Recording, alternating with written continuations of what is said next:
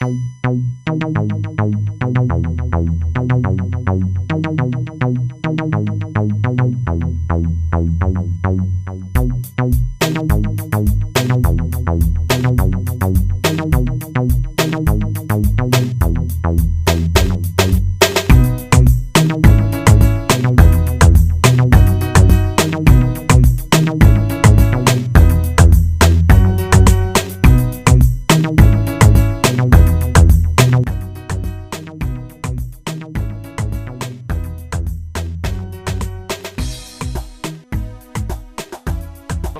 faut qu'on puisse travailler dans un environnement capable d'assurer cette transmission de connaissances à ses étudiants et que les collègues et même le personnel d'appui puissent travailler dans un environnement propre. C'est cette ligne conductrice qui guide la faculté des sciences, même dans l'entretien de ce jardin que vous voyez ici, qui a une double mission. D'abord une mission d'assainir l'environnement du travail, parce que c'est agréable quand on regarde un jardin bien entretenu, mais deuxièmement parce que c'est à des fins didactiques que vous allez trouver ici que c'est étiqueté, où on a des étiquettes qui vont jouer le rôle didactique, où les collègues qui enseignent le cours de botanique n'ont pas besoin de tout expliquer. Les étudiants eux-mêmes peuvent venir voir telle plante correspond à tel nom scientifique. Et aussi on indique même l'équivalent en kilo. Donc c'est la raison d'être de ce jardin. Et nous tenons à l'entretenir grâce à une équipe de jardiniers qui est là, et qui est rodée.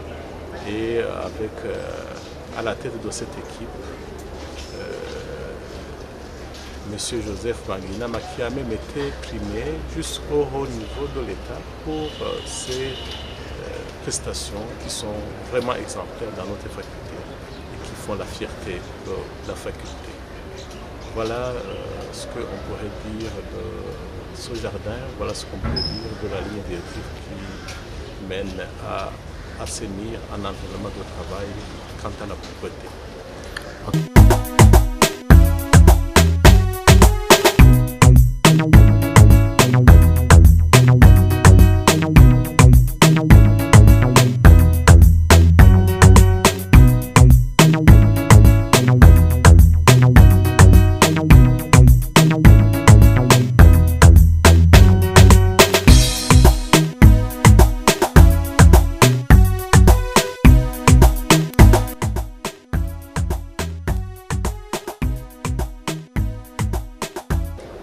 La gestion de cet espace se transmet de doyen en doyen.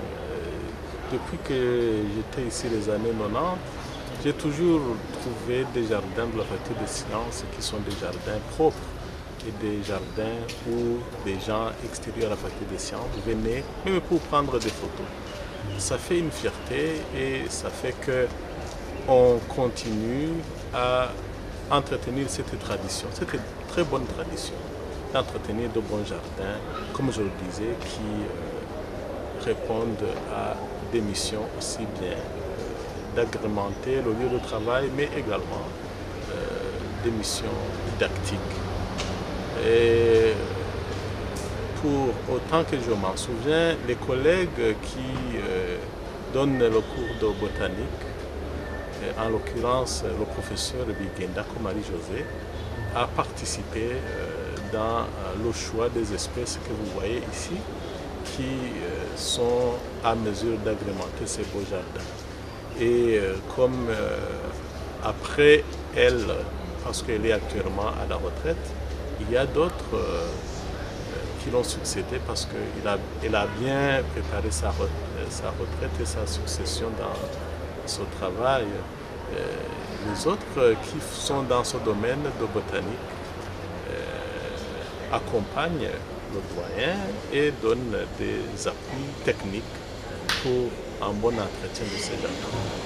Pour le moment, c'est le chef de département de biologie qui donne des conseils pour que nos jardiniers puissent continuer à entretenir ces beaux jardins.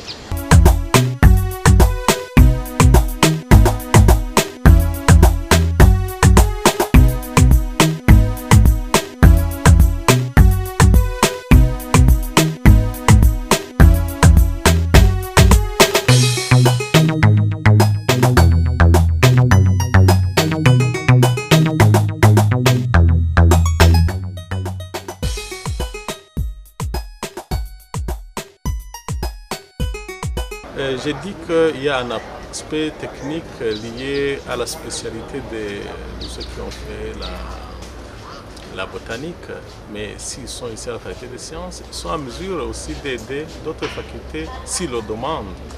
Donc ils pourraient toujours s'adresser à la faculté des sciences et mes collègues pourraient donner des conseils plus techniques pour qu'ils puissent aussi entretenir leur jardin. Mais je pense que le gros est d'avoir une équipe de jardiniers dynamique. Sinon, il y a moyen de planter de jolies fleurs, mais s'il manque l'entretien, on pourrait perdre ce joli cadeau en très peu de temps. C'est pourquoi je leur demanderai de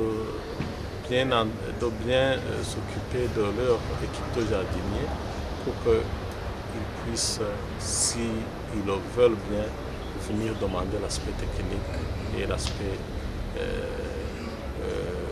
plus au niveau de ceux qui ont fait la botanique, qui puissent s'adresser à la faculté des sciences pour lui donner leurs conseils.